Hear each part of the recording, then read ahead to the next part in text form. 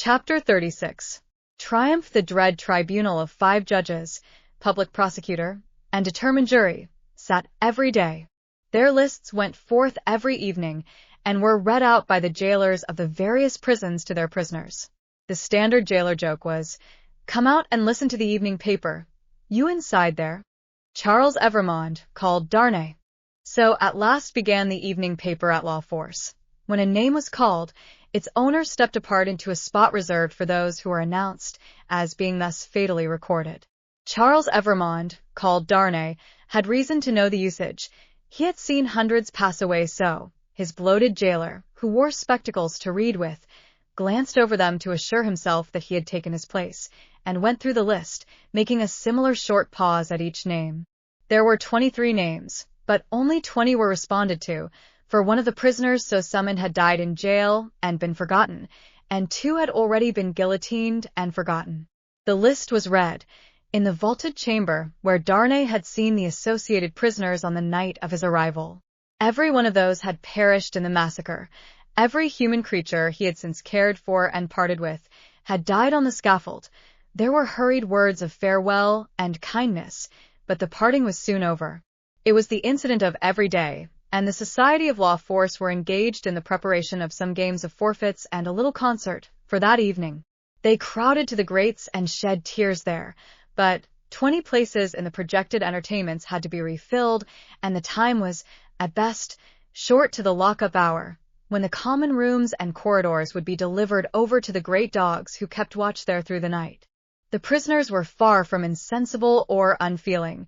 Their ways arose out of the condition of the time.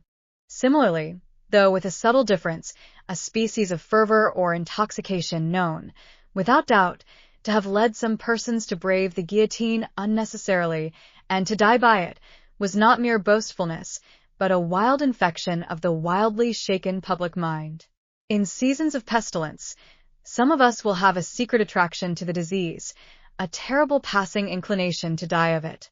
And all of us have like wonders hidden in our breasts, only needing circumstances to evoke them.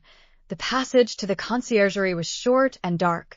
The night in its vermin-haunted cells was long and cold. Next day, 15 prisoners were put to the bar before Charles Darnay's name was called. All the 15 were condemned, and the trials of the whole occupied an hour and a half. Charles Evrémonde, called Darnay, was at length arraigned. His judges sat upon the bench in feathered hats, but the rough red cap and tricolored cockade was the headdress otherwise prevailing. Looking at the jury and the turbulent audience, he might have thought that the usual order of things was reversed, and that the felons were trying the honest men. The lowest, cruelest, and worst populace of a city, never without its quantity of low, cruel, and bad, were the directing spirits of the scene, noisily commenting, applauding, disapproving, anticipating, and precipitating the result, without a check. Of the men, the greater part were armed in various ways. Of the women, some wore knives, some daggers, some ate and drank as they looked on, many knitted. Among these last was one, with a spare piece of knitting under her arm as she worked.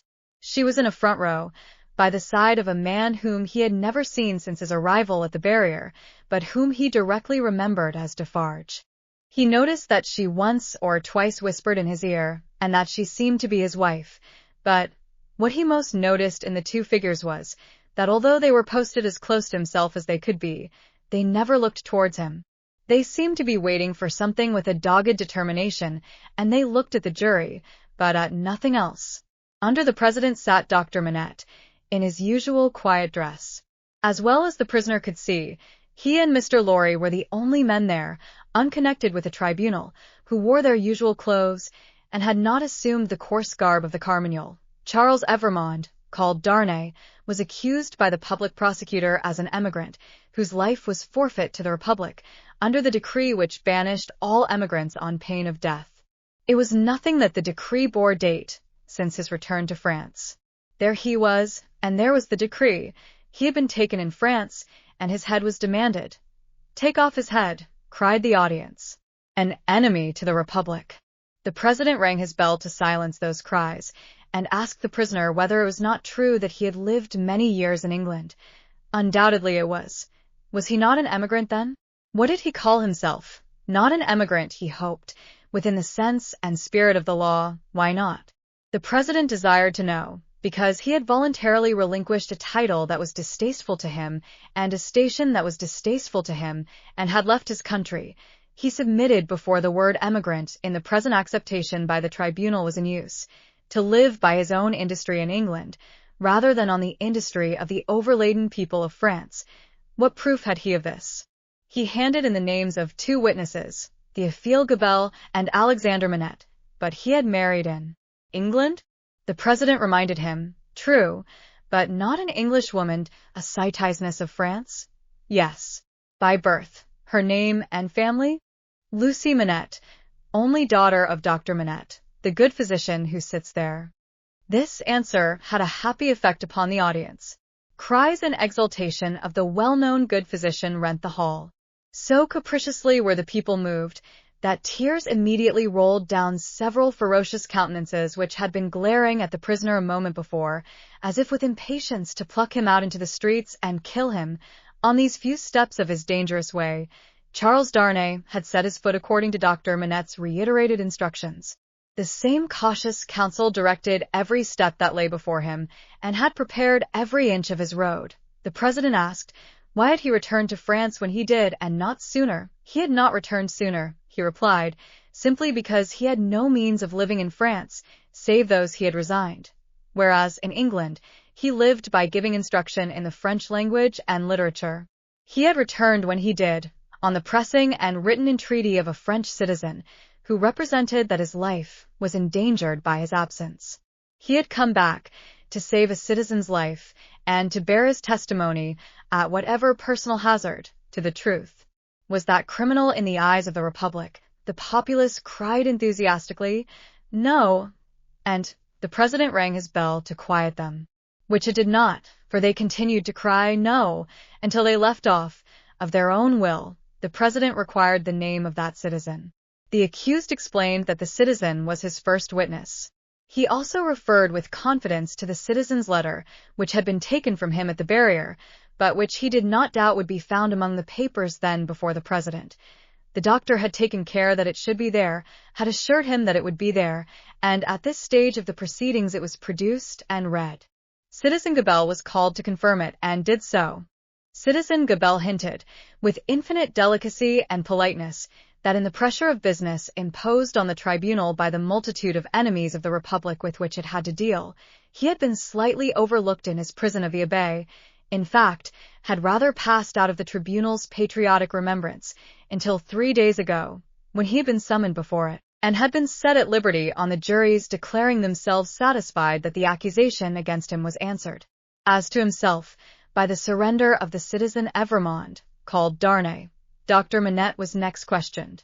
His high personal popularity and the clearness of his answers made a great impression, but, as he proceeded, as he showed that the accused was his first friend on his release from his long imprisonment, that the accused had remained in England, always faithful and devoted to his daughter and himself in their exile, that, so far from being in favor with the aristocrat government there, he had actually been tried for his life by it, as the foe of England and friend of the United States, as he brought these circumstances into view, with the greatest discretion and with the straightforward force of truth and earnestness, the jury and the populace became one. At last, when he appealed by name to Monsieur Laurie, an English gentleman then and there present, who, like himself, had been a witness on that English trial and could corroborate his account of it, the jury declared that they had heard enough, and that they were ready with their votes if the president were content to receive them. Every vote. The jurymen voted aloud and individually. The populace set up a shout of applause. All the voices were in the prisoner's favor, and the president declared him free.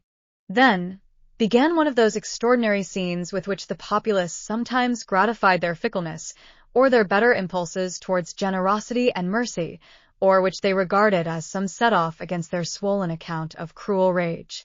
No man can decide now to which of these motives such extraordinary scenes were referable.